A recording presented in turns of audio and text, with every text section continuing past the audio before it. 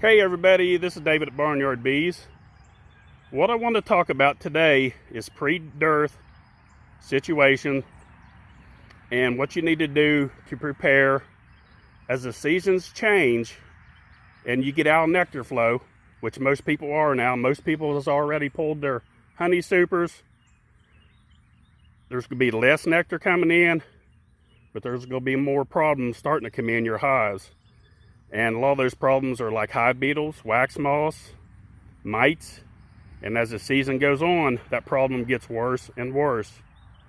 As you get towards more in the dearth, then you got bees attacking bees. You got the honeybees chasing after the smaller colonies and stealing what they got. So it gets more and more difficult. And as you can see underneath our hives, they're bare and the grass is dead now. Now I use a natural solution. It's consists of salt, white vinegar, and a little bit of dish detergent, a little bit of Dawn. And no, that Dawn does not hurt your bees at all. So don't worry about that. But if it really worries you, just don't use it. Now, I'll put the ingredients. You can look above now, and I'll put the ingredients. It's very easy to make. You just put it in a 2-gallon pump sprayer. You put the ingredients in, all but the Dawn, put the water in, fill it to, the recommended height of filling it, and then put you about a teaspoon of Dawn in, and then you'll pump that up and you'll spray it under your hives. Now, if you're worried about spraying it during the day, just spray it at night.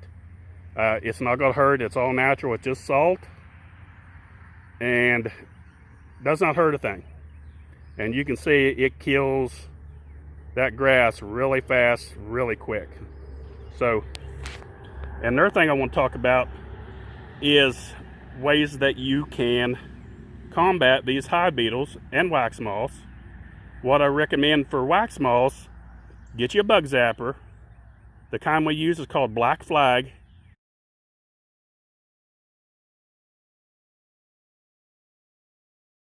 It's got a sensor light that comes on as it gets dark. It'll kick on at nighttime and go back off in daylight, and no, bees do not get in it before people even ask. Bees will not get in the bug zapper. And it'll reduce the number of wax moths quite a bit. So it really, really works and helps and brings down the numbers and less chances of them getting in your hive. Another thing, if you're running weaker colonies, and what I mean by weaker is number of bees, not weak as far as something wrong with them. But if you're running splits like we do, your colonies are constantly going to be weaker than a big, strong hive. That's just how it goes if you're selling bees, if you're selling Nucs. So they're more vulnerable to all these robbing, the bees robbing each other, the hive beetles, wax moths, and such. If you have unattended wax inside your hive, you're asking for big problems, because unattended wax will get destroyed by wax moths and hive beetles. So keep that in mind. And what I do, I stack it on the outside temporarily until the colony builds up big, or you can put it into a super and keep the lid off of it where sunlight can get in it, because wax moths will not lay eggs on the outside of a hive where there's sunlight. They won't touch it. So the way I look at it is I compare beekeeping to like football season. A lot of people says, well, I don't watch football. Well, that's not the point. The point is, what I'm getting at is, as season goes on, it gets harder and harder. New beekeepers will get their colonies in March and April, and they will see how good they're doing, and they are, because everything's in your favor. You're in the middle of a nectar flow. There's no hive beetles, wax moths, mites. At that time of year, very little numbers, if any. So you have huge advantage for those bees doing very good. As you come out of June, at least here in North Georgia, the nectar flow slows down. The queen's throttles down a little bit. Problems will start happening. Hive beetles will start increasing. Now there's two things that you can use against hive beetles, and one of them is what we call the guardian.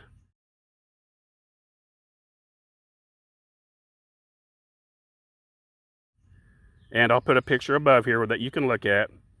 And the beetle barn, I'll put a picture above where you can see it as well. We got this barnyardbees.com.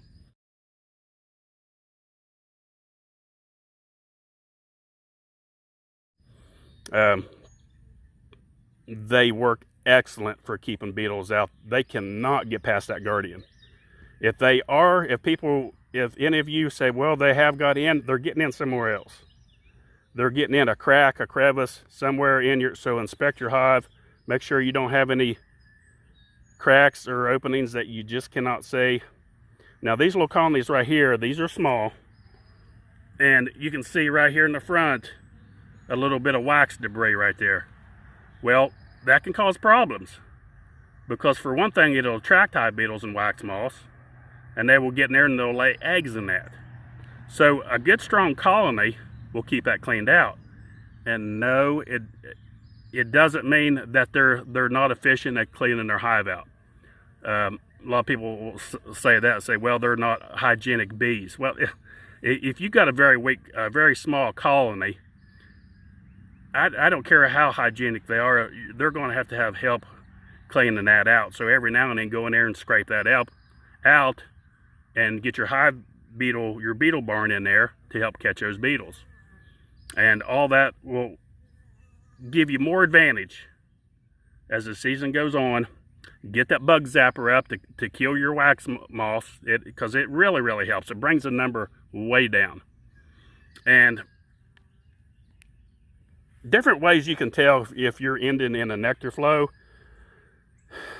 Of course, if you start feeding sugar water and they pay a lot of attention to it, especially when you're trying to feed it to them, that's a pretty good sign that you're out of the nectar flow, because they're trying to go for a secondary source. When I pulled my honey supers after I extracted them and walked outside with them, I didn't get very far before the bees started attacking the supers as I was carrying them away. So you pretty well know that the natural sources out there are diminishing. And as you get closer to the dearth, what they call the dearth, gets more towards like mid-July into August, September, and everything's against you then. Like I said, you got bees attacking bees, trying to steal each other's food. And then as you get more towards fall, you start getting yellow jackets that are big problems that can get in and rob your hive and kill the queen, the wax moth. So be careful, be prepared, do what you got to do. Now, reduce those hives. If you got weak colonies, small colonies, I say weak. When I say weak, I don't mean weak as in like bad genetic of bees. I mean a small number of bees. What we use here, we use these entrance reducers that are homemade, and it's just hardware cloth, and you cut slits in it just like you see right here, and you can open these doors and close these doors as you need them, and that'll give you a lot of reduced space. So when you get into the dearth and the bees, stronger colony, are trying to rob it, very little opening, and it'll give them more advantage because it's easier for them to guard a very small hole. Right there's another thing that'll give you some advantage. If you have some chickens around, I've talked about this before, they're the best thing for eating hive beetles. They get under and they dig, especially if the grass is dead. They won't pay a lot of attention to it until that grass is dead, and they'll get under there and they'll tear and rip that dirt, which is good. It makes it bare dirt, and they'll eat the hive beetles and larvae. It's very helpful. You'll also notice too, as the dearth comes on, the pollen feeder will have a lot more activity. So far, we have none. Well, there went a bee. But very little activity. We still have a lot of white clover. So the bees are still bringing in plenty of pollen. You probably seen there when I was filming that colony back there, that they was bringing in pollen. And so, but as the dearth comes on, you'll see them increase with this, and they'll pretty much stay on this pollen feeder from August all the way through winter, right up until spring again. So that's another thing to look out for. So if you need any of this pollen, barnyardbees.com, we got it there, the feeder as well, but we use Ultra Bee. But if you don't buy it from us, get you some, because it's the best pollen that you can get. We feed it dry, and we do not feed wet patties. I'm not a big fan of feeding wet patties, because it does attract a lot of hive beetles, worse than dry does, because they actually put it in the cells, and it's not hanging over your colony on top of the frames in a big wet slab. I just don't like doing that. I prefer the dry. So that's about it, folks. Just wanted to give you a little heads up on the upcoming dearth here before too long. And please help share our videos. Don't forget, we've got 2021 packages, barnyardbees.com, beekeeping supplies. And don't forget, please help share our videos, like and subscribe. Thanks for watching. Barnyard Bees.